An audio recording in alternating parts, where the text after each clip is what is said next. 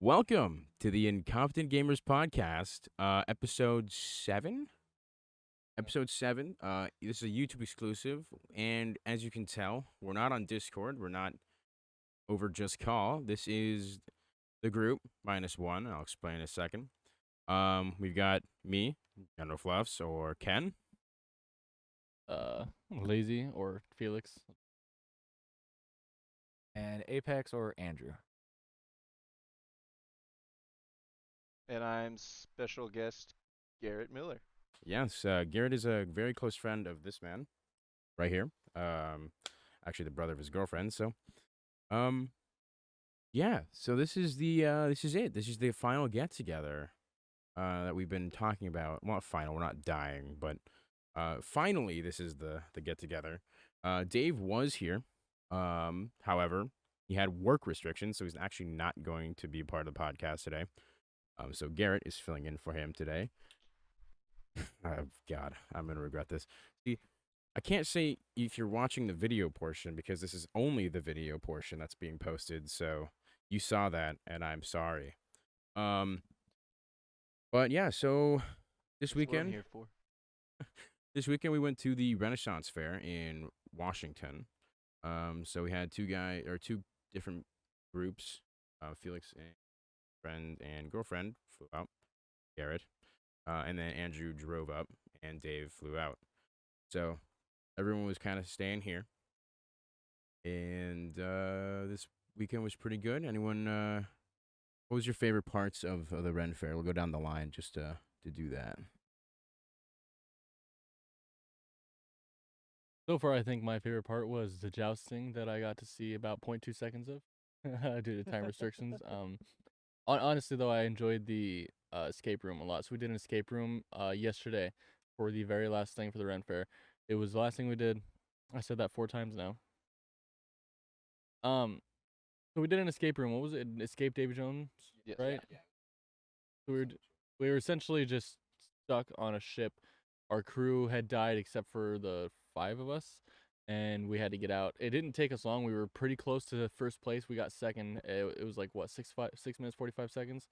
I don't know if it's the exact same escape room they do every year. I would assume, hopefully not, but I won't go too much into detail. But it was a whole bunch of stuff. The biggest reason we messed up was an SOS signal. We got the SOS down, but we couldn't exactly link what the SOS was going to for a little while. So that's probably what bogged us down the most. But that was by far my favorite part to be honest. Not gonna lie, when it was packing some pretty big heat down there. My favorite part was definitely just getting shaved ice. I'm not gonna lie, just a sit down moment. I mean, there was a lot of people there. There was a lot of smoke, a lot of dry air. So actually getting some water and some ice helped out considerably. At least brought up the general mood. I feel like, yeah, big. My favorite part I'd have to say was just like the all-around experience of it all, like coming here and like experiencing all like the diversity of it all, like just seeing like all the different kinds of places to go, people that were there, and like just the all-around like atmosphere of it, minus the heat and blazing sun. Yeah, it was a good time and I enjoyed it. Um, yeah, I mean, not to be very general, but the fact that we were able to make this happen in the first place is just the miraculous part. Originally, there was if you like, probably in the previous podcasts, and even if you know us, we've been talking about how this might have had a bump in the road because Andrew had to close on Saturday, so he would have, you know, as a closing shift, it goes really late, so you'd expect him to show early Sunday. But early Sunday, Dave was flying back to his place because it's a long flight. Um, and he had work later that day, so he really had to get back home. But out of all the odds, thinking that they were just gonna skim each other by an hour or two and not see each other, Andrew drives 3 to 4 hours, just straight booking it after his shift, and shows up at 2 a.m. just so we can get a couple photos, which we might post on the Instagram or something. You'll recognize the tarp kind of setup, and some other things in these photos, but yeah, no, it was kind of nice having all 4 of us for once. Even though sadly Dave can't be here, and he would not have been wearing the balaclava, so you'd actually know what Dave looked like. Wait till he's got the camera set up. I think he's getting it this week. Yeah, he's going to be getting a camera, which if you missed that. So Dave will be joining us. We don't know how he's going to present himself in the podcast. So if you'd like to see Dave's face, or we could just keep it as a mystery, because I think that'd be hilarious. Not show Dave for a little bit. I'll just, Treat him like our put a black box on his face when I edit this. like Andrew said, the next Swagger Souls. Keep him like the misfits. Keep him a little secret just to add some intrigue, because he's a bit of a rat. We'll keep him secluded as much as possible. He's ours. But no, I mean, well, what? Okay, what is something at the Ren Fair, like at the Ren Fair, that surprised you, either in a good way, a bad way, or in a very what the fuck did I just witness kind of way? So I won't even say it's actually not my experience. I didn't see a whole lot of that, but apparently Emily saw a whole bunch of nipples while we were walking through the Ren Fair both Saturday and Sunday. People like wearing chainmail without anything under it, and a whole bunch of just nipples everywhere. Corsets just way too high and shit. When you say like just the nipples, like of everyone or like one gender specific? They were female, and there were quite a few of them that she had witnessed. There were like 3 different occasions where she was like, "Look over there, her nipples," and I tried to look and I couldn't see anything. So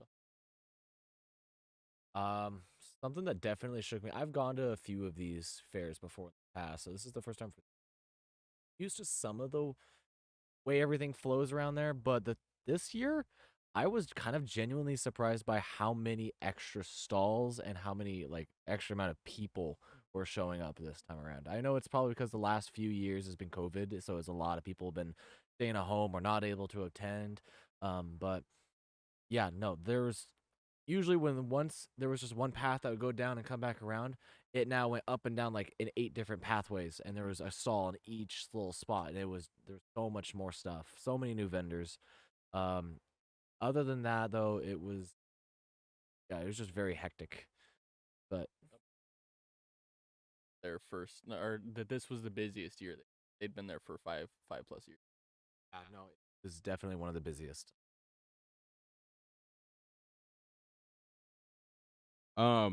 Yeah, before I give like my answer, what the fuck, let me set the stage real quick. This Ren Fair is quite literally in the middle of an open field. You can see like the barrels of hay just down at the far end. Large parking lot. There is shade, but it's not great because there's so many people huddled around it. It's just a bunch of space heaters. So you kind of get away from the heat sometimes. But for the most part, you're kind of boiling.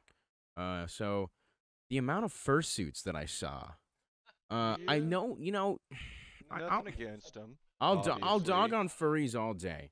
Respect though for being in 80-degree heat in the beating sun with no way really to hide, with just the most thick mascot like shag and all that extra stuff. Plus they had armor and other dresses on Oh, yeah. top of their fursuit. Like shit. I saw a lot of minotaurs down there, like people dressed up as minotaurs, which means you literally are wearing, I mean, whatever else they're wearing on top, but the whole leg area down is all fur. I was afraid because, like, I mean, at least some of the furries were wearing like just the head and maybe the arms. That was it, like the hands.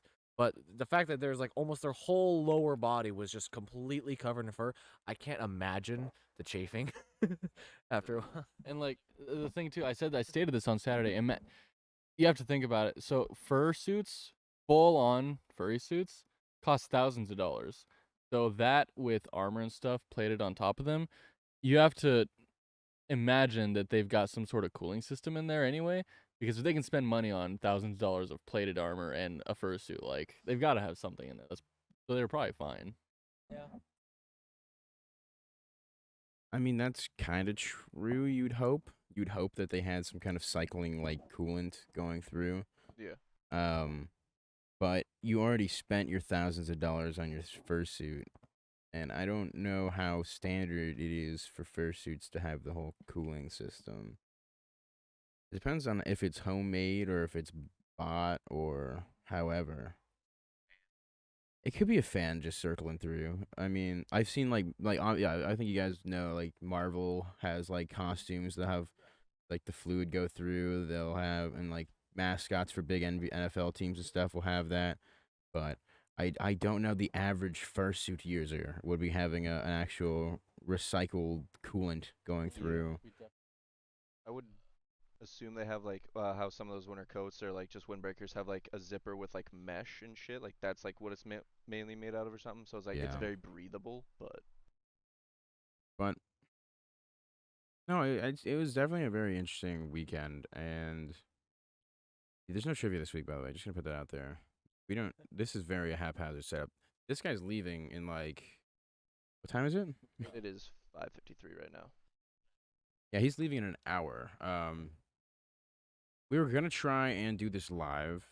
However, one, you couldn't even open Safari properly on an iPhone out in that field, but let alone a 1080p video stream with audio and everything going through the would have worked with a hotspot. So, Nope. yeah, like Andrew said, not gonna fucking happen. So, but yeah, we're here, and before we do anything else, favorite food, because if any of you have been aware with the Renaissance Fair, the different varieties in food and food trucks and all those different stands and stuff is not like a normal fair where it's all like there is fried food, but it's not like fried up banana, fried this, fried that, fried. There are fried things. Don't get me wrong, but it does tailor more towards the medieval and unusual things you not find in daily life. So for you guys, what was your favorite thing, either by its shtick or its flavor or surprise of how good or bad it was? You know, just something about the food that was just taking your mind there. So that's actually pretty easy for me. I really love the turkey leg. That brick of fries was the tastiest brick of fries I have ever had. Those fries were amazing. And so like all they did is they grabbed, I don't know what kind of seasoning they put on, but they put some seasoning on them, put them in one of those little buckets for frying fries that you'd see like at fast food or something like that. Dip it in, and then they just dump that onto a plate, and there you go. That's it. You just literally get a brick of fries, and it was so filling. I loved it. If we go next year, which we've all talked about possibly going again next year, if we do that, that's probably the first thing I'm gonna get above the turkey leg. By a big old brick of fries. For me, honestly, I freaking loved the scotched eggs and those meat pies, those like steak and cheese, or like even the feta and spinach pies were good. I don't know, cause like I watched a lot of Game of Thrones, watched a lot of Hobbit, you know, like all that kind of stuff, and they always have some kind of like meat pie somewhere in it all the time. So having something like that there, it kind of helps set a little bit of a mood. But yeah, that's probably the ones I enjoyed there. But also the house-made sarsaparilla and birch beer, absolutely. Yeah. Mine, I'd have to say would be just the turkey leg, because obviously the two things I had were the fries, the turkey leg, and the brat on like a stick or something. The brat on the stick, you know, like you can go out and like get brats, like it tastes pretty much the same kinda. So like the turkey leg for like being actually like from like if you've seen anything on Ren Fair, like oh turkey leg and it, like looked like it was like pretty cool to actually see. Yeah, and like it tasted good with like barely any seasoning, like all that sort of stuff. Yeah, it was practically just like a slow roast. It almost was like a smoke. Like it was a slow roast, very like nice thick skin, turkey leg. Those are really good. But no, yeah, the I got the so we was talking about the brat. Did you get the actual corn dog style, or did you just get like Yeah, the the corn brat? dog style Yeah, brat. yeah. They had like 5 or 6, oh, more like six or eight, variations of sausage you could get in a corn dog style, and it was they made it there. Like they had the sausage on a stick, and they dip it in the batter, and then they would, like let it, like the actual batter there, and then just fried it from there. So it wasn't like the pre-made shit. It was pretty good. I got the hot chorizo, which was really nice, but turkey legs always a solid if you're going to a Ren Fair. But I think if anything really was like my favorite, I think the Scotch egg really got me. And if you're not aware what a Scotch egg is, you can probably look it up right now, or I can just tell you this. Um, Typically, it's like a soft boiled egg, so the yolk's running. These ones were hard boiled, but I don't blame them. You don't really do it perfect in the middle of a field. But It's like a soft-boiled egg wrapped in sausage, breaded and deep fried, which sounds horrific because it is, but it's good. Yeah, it's extremely good, like Andrew said. I think did you guys get it? I didn't know. No, those two didn't get it. But I remember very specifically, and if Andrew was there last year, they sold out almost immediately on the first day. And the second day was about halfway through they sold out. You guys started noticing throughout the day, turkey legs were running out, Hmm. everything was running out. It was only selling drinks, the meat pies ran out, everything runs out very quickly. But so, like the iconic ones, the Scotch eggs, the turkey legs, those things, the lines are 40 minutes long. Sometimes during the line they're out of stock just because they can't cook them fast enough. Like you can cook 20 of them on these bit like the turkey legs on these giant smoke like barbecues, and by the time 20 people have bought their turkey legs, it's only been 30 seconds and they don't have a new batch for another 15 minutes. So, um, no, food's amazing. And I honestly wish I just had that down the road all the time. But um, let's just keep doing this whole pass thing because we only got really one microphone. Then we got our special guest out here who's Oh, got yeah. the thing. But favorite vendor, either something that you bought, something that you saw. We can't really show anything we bought. I mean, it's kind of packed away right now. I got an axe, a bigger axe. I had an axe before. It's a two-handed bearded axe. Very nice. It's just a smooth handle with a cast iron style head. It was very nice. Um, and I'll let these guys go before I give like the one that I saw that was really cool. But what is the coolest things you guys bought from cool vendors or things you saw? So a few things that I got. First and foremost, I got myself some clothing and armor, and I got an axe. Of course, mine is a little fucked up though. The leather sheath for it is too large. So as soon as I get back to Montana, I have to gotta kind of work around it to try and shorten it a bit to make it fit on the axe better because it keeps falling out of sheath. But I got that. I got myself and Emily a dagger, and I got her another article of clothing too for her outfit, which I think it all turned out great in the end. All of the outfits because we got kilts and such too. We were all matching in kilts, so we essentially just looked like great Scotsmen. It was amazing. I loved it. But even after spending all that money, the one thing I saw, or the few things that I saw that I did not spend money on, which I wish I could have, I'll have to do it next year if we go back, was there's this vendor who by hand crafts his own maps and pipes and all these cool different little trinkets, and they're also I think Garrett actually you got one of the maps, didn't you? Yeah, I got a rolled up map. He got a roll up map from him. So he's got these amazing things and they all look so detailed. Some of them are framed, some of them rolled. Next year, no doubt I'm going to buy something, and we're probably gonna try to make this work a little better. Everything was haphazard, like you said, because we started doing all these different things and got busy because one thing happened, different surprise, or something took a little too long. But by far, that vendor, I can't remember his name. He had amazing stuff, best stuff I've seen personally. For me, some of the vendors I've seen there for the last few years have reoccurred once in a while, but then there's always those new vendors I haven't seen before, and I always have to go and see what they've got. Some of my favorite ones that I've seen this year, was honestly the shops that had like those chainmail jewelry pieces. They had like this very special Celtic design, like where they weave chains of different size into loops, and there's different size loops, but they make them into these really strong braided pieces of jewelry, whether it's necklaces or even full chest plates down to like chainmail and gauntlet pieces, all that kind of cool stuff. Yeah, shops where there's people you can clearly tell they know what they're doing, they're good at their craft, and it just straight up looks good too. Shops like that, like all the metal workers there too. There was a metalworking shop where they were live, like working on the anvil, working at the forge. Yeah, it was Forge and Fire Champion. I don't remember who it was exactly, but he was working at the forge there, and they were selling their knives. I mean, granted, way out of my price range, but um, I did also manage to, like these other guys, grab myself a Great Dane's axe. Big ol' massive axe. Something you could honestly, I'm kind of curious if I might be able to chop some wood with. It's a pretty big, hefty boy. It's around the same thing that Ken got. Um, was the only other one available.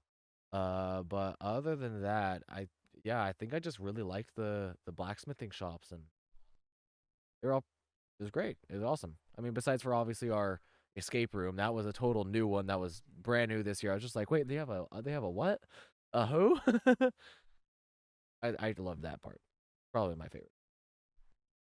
I'd say my favorite thing was like how they had the shops with like clothing in case people went there. Obviously, like me and Isaiah, like we came here just dressed like normal people, and then all of a sudden we're like, you can get kilts, you can get shirts, you can get like all this stuff, and like just make your outfit here. And then like we were walking around, and obviously every man is gonna be like, I like the weapon shop, so of course the weapon shop was the best because I got like the third sword I've like ever owned here, so and it's like really cool because it's all like it kind of fit the outfit I made. So all in all, I'd say the clothing shops and the blacksmith shops were all very cool. Yeah, the blacksmith, or like not the blacksmith, but the weapon shop, the really cool one that has the most diversity in blades, um, is like this wooden cart that they kind of wheel in, almost like a trailer that they kind of store everything in. And then they open it up kind of on the side, kind of like a food truck almost. And then they lay all these blades out on the back. They have all these swords, axes hanging around. Some of them are like $7,000 because they're properly blacksmithed items. Like the guy, I heard him like talking about how he's got certain blacksmiths in his area that he buys from and resells, and some of them he just kind of keeps because they're that cool. Um, and then some of the other ones are more like cast iron stamped things that kind of just they can make a lot of, or at least a good amount of. Like they can sell 10 of this different type of thing, and that's the only 10 they have. Or um, but it's a very nice kind of even spread of really nice weapons to kind of more affordable, cool looking ones that aren't as high quality, because no one's gonna be always buying that $7,000 blade. That's true. Um, but no, yeah, I think that that weapon shop always was my favorite from last year and this year. Someone's currently dying behind me.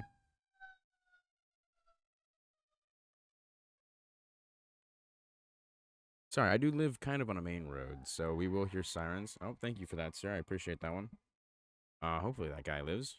Um, but the other one I think was the one you were talking about, the potion maker and cartographer. Yeah, he last year he said he was backlogged for like 6 months on because you could order custom D&D maps or like anywhere in the world. You'll do it by hand on pen on actual parchment.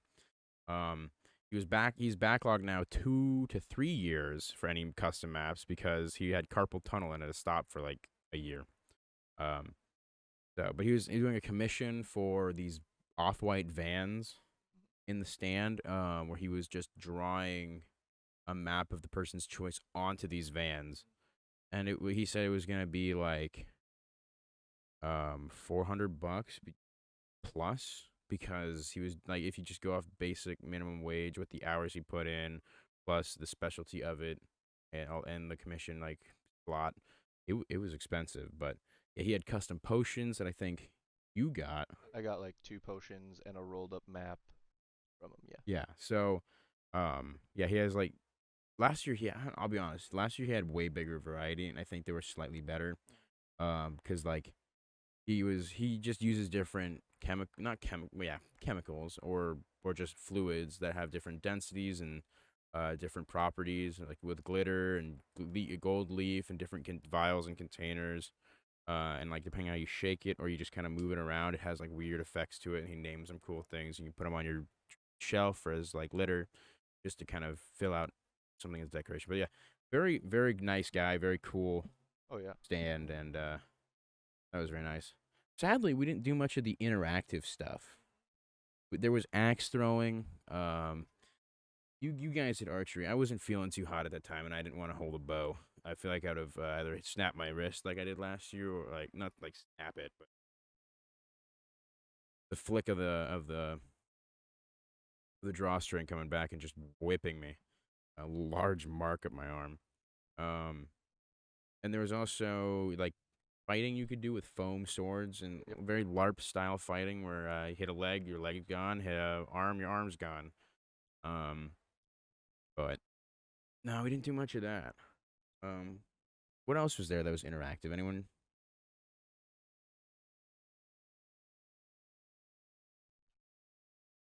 Like, cause you named everything. I mean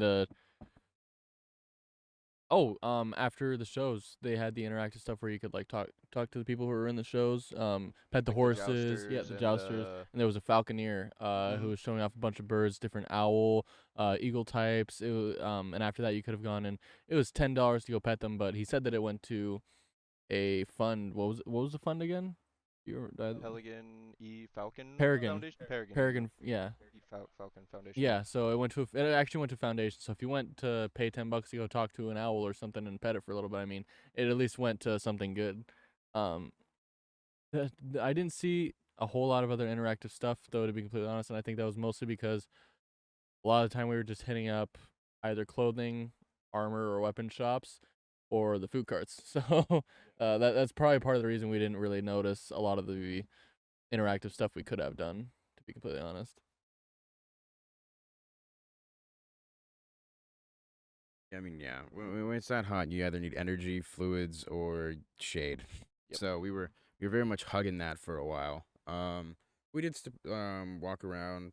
There was some cool at the end, especially there's some cool dice shops for D&D and such. Me and Garrett are in sync, by the way. Oh, The universe just loves us because there was these little pouches, and it was like a little box of pouches, and you could pick a pouch out for $10 or two out for or for $12 or two for 20, and you would get a full set of was it Mystery dice. D3 through D20 dice. They were and it was just mystery. So you just pick the bag and open it up. And that's what you would get. And so we both bought 2 bags. We looked at each other and we're like, all right, let's open them up. And then right before we open, I'm like to him, hey, if either of us don't like what we have, but we like what someone else has, if you want to trade, that's cool. He's like, cool. He opens the first one. It's like this clear resin plastic, and inside is like this spiral blue, like yellow and pink eraser style thing. Yep. It was like cut down into little strips. And he's like, oh, that's kind of interesting. I'm like, huh. And I opened mine. I had the same thing. I'm like, oh, that's weird. Like, Well, damn, that that's really interesting. yeah, that one, to be honest, my opinion, didn't like it too much. I think we both traded it out later because the guy was being nice to us. It would probably a small child would probably be very interested in that. Very bright and very colorful. Just not my style. Nope. Sadly. Then we're like, okay, let's look at our next one. Mhm. Open the bag. He pulls out this very mud brick with gray kind of text. Like, Yeah. oh, it's like a red kind of red, brown clay brick style. And he's like, oh, that's kind of cool. I'm like, oh, that's nice. I open mine. Red clay brick style with the gray letters. We're like, huh. Interesting. Either we just got fucked over, and then the guy's like, oh, no, I've never seen that before. So that's why he let us change it out. And then I got more of a like a glittery not rainbow, but it was very like magical looking. Which I would liked way better than the other one.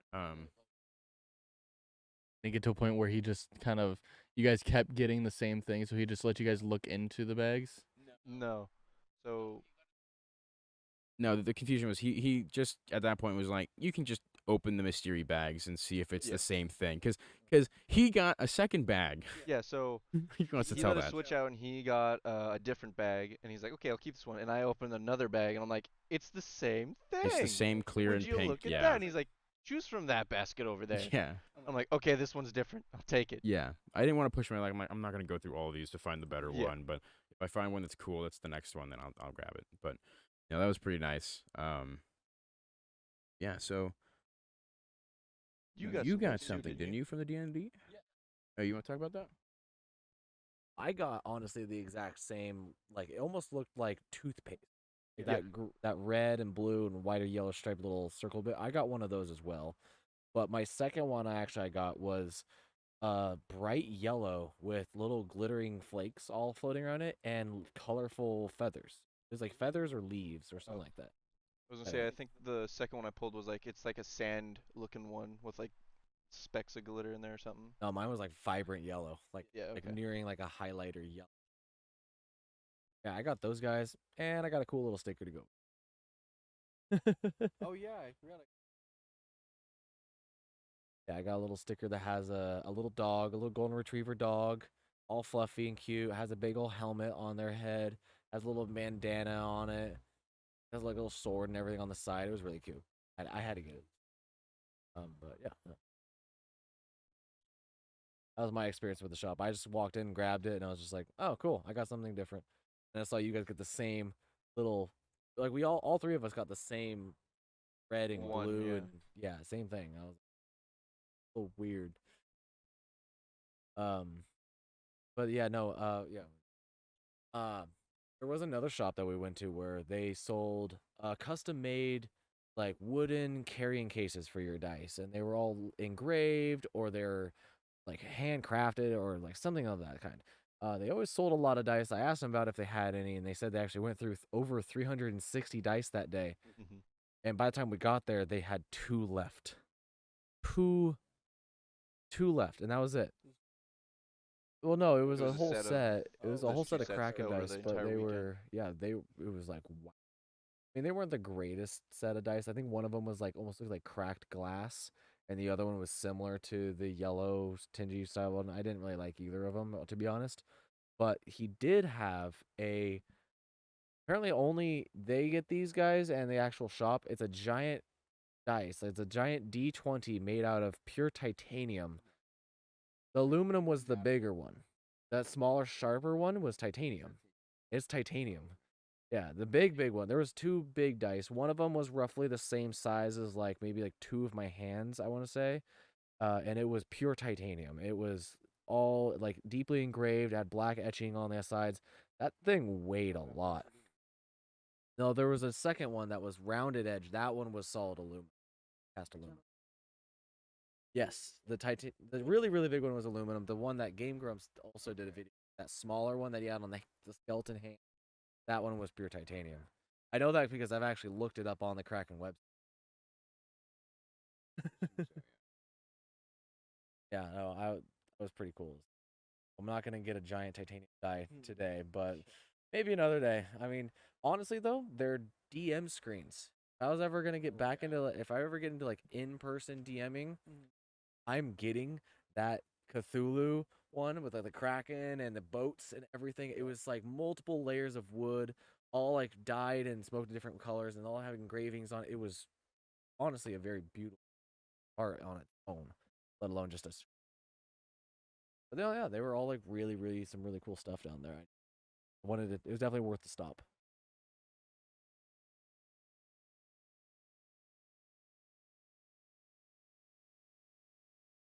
Or anything. I mean, I got from that shop with the first one with the dice where they got the matching dice. All I got was a pin for Emily and then a sticker for myself because I wanted a cool sticker. And then she actually got a pen instead of a pin. I showed her this ink pen that you can either get little cartridges for, or you can just inject straight liquid ink into the top of, and you can just write. It's like a little feather pen almost. So that was really cool. I think that was probably one of the best purchases she made there. I'm sure. But other than that, nothing else really that I bought. I looked to get some leather at one point, because Ken had told me about the place where he got the leather spalder that I was wearing. He said originally it was like what? How much again? Yeah, so he said it was in the range of 100. I looked for this. I found the same place he originally got it from, and they were selling it for 200 to 400 now for that kind of stuff. So it had gotten a lot more expensive. But other than that, I think everything else was just it was enjoyable. You know, I got a whole outfit and everything. It was a lot of fun. Yeah, so this podcast is going to be slightly shorter for the day. Like I said, these guys do have to make it to the airport. But it was never planned to be stupid long. That's the whole issue with being in person. Especially, there is no trivia for this one. There was never planned to be trivia. Mainly hey, we actually made it all as a group. Um, and we've been talking about this um for 5 to 6 years, depending on talk to. 5 years because I met these guys 5 years ago. Dave 6 years ago. And it's been a bit of a ride. We've talked about this forever. Obviously, when we were first friends and really close, it was more hypothetical.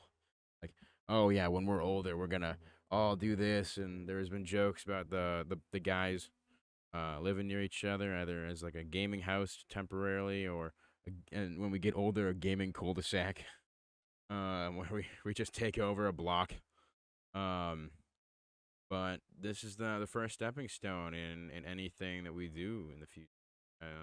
As finally made it with each other. There aren't many posts on the Instagram.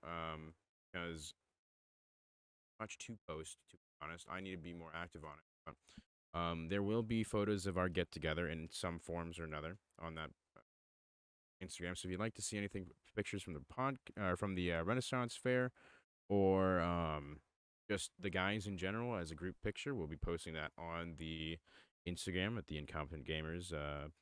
Could be Incompetent GPC Instagram or Incompetent Gamer PC. One of those. I'm not too fond or too caught up on that one. It'll be linked in the description below. So yeah, thanks for stopping by, and we'll see you guys next week. Sadly, not together, but Dave will be back. Garrett will be gone. Yep. We love Garrett, but gotta go bye. Gonna die. All right. So thank you guys for stopping by, and we'll see you in the next podcast. So let these guys say their goodbyes as well. Have a good night. Auf Wiedersehen, and we will see you later. Adios. We'll probably never meet again, so I love every single one of you equally. All right. See you guys later. Have a good one.